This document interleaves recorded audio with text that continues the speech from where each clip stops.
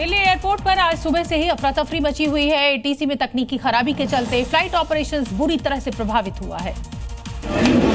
दिल्ली के Indira Gandhi international airport पर आज सुबह एयर ट्रैफिक कंट्रोल सिस्टम यानी एटीसी में तकनीकी खामी के कारण 100 से अधिक उड़ानों में देरी हुई, जिससे एयरपोर्ट पर यात्री परेशान दिखाई दिए। दिल्ली एयरपोर्ट पर फ्लाइट्स की लैंडिंग और टेक ऑफ में काफी देरी हुई। लोगों को एक घंटे अपनी फ्लाइट का इंतजार करना पड़ा। अलग अलग एयरलाइंस कंपनियां लगातार अपनी फ्लाइट्स का अपडेट दे रही है। दिल्ली एयरपोर्ट ने बयान जारी करते हुए कहा कि फिलहाल फ्लाइट प्लान को मैनुअल रूप से प्रोसेस किया जा रहा है, जिसके कारण फ्लाइट के टेक ऑफ में 25 से 30 मिनट की देरी हो रही है।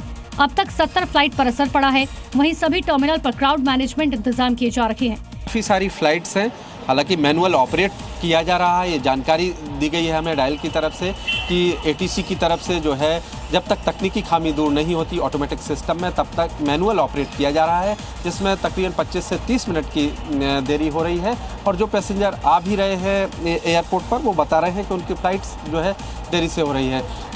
इसी बीच एयर इंडिया, इंडिगो और स्पाइसजेट समेत सभी एयरलाइंस ने एडवाइजरी जारी करते हुए यात्रियों से धैर्य की अपील की है।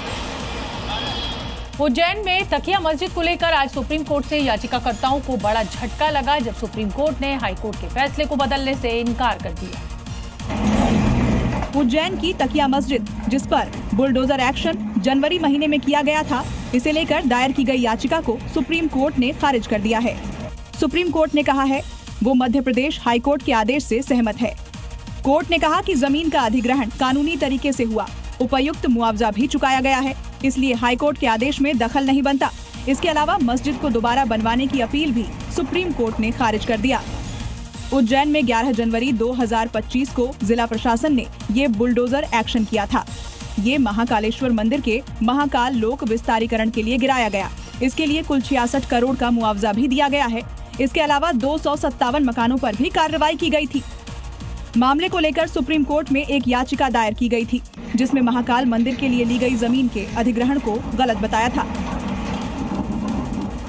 उत्तर प्रदेश की राजधानी लखनऊ में एक बार फिर अतिक्रमण के खिलाफ प्रशासन का बुलडोजर गरजा है और रेलवे की जमीन से अवैध कब्जों को जमींदोज किया गया है। ये तस्वीरें हैं लखनऊ के मवैया इलाके की, जहां आरपीएफ ने रेलवे की जमीन पर अवैध रूप से कब्जा की गई दुकानों पर बड़ी कार्रवाई की। बुलडोजर की मदद से उन्हें ध्वस्त कर दिया। कार्रवाई के दौरान मौके पर आरपीएफ के साथ स्थानीय पुलिस फोर्स भी मौजूद रही। प्रशासन ने सुरक्षा के मद्देनजर इलाके में वाहनों की आवाजाही कुछ समय के लिए रोक दी। हालांकि इस दौरान आसपास के दुकानदारों और स्थानीय लोगों की भीड़ जुटने लगी, लेकिन पुलिस की सख्ती ने किसी भी तरह के विरोध को रोक दिया। बताया जा रहा है कि रेलवे की जमीन पर लंबे समय से स्थानीय दुकानदारों ने अवैध कब्जा कर लिया था। आरपीएफ ने दुकानों के मालिकों को कई दिन पहले नोटिस जारी कर जमीन खाली करने के निर्देश दिए, लेकिन समय सीमा बीत जाने के बाद भी कब्जा नहीं हटाया गया। इसके बाद आरपीएफ ने अभियान शुरू किया। बुलडोजर के जरिए सभी अवैध निर्माण ध्वस्त कर दिए। इस दौरान आरपीएफ अधिकारियों ने अतिक्रमणकारियों को सख्त संदेश देते हुए कहा, रेलवे की जमीन पर किसी भी तरह का अवैध निर्माण या कब्जा बर्दाश्त नहीं किया जाएगा।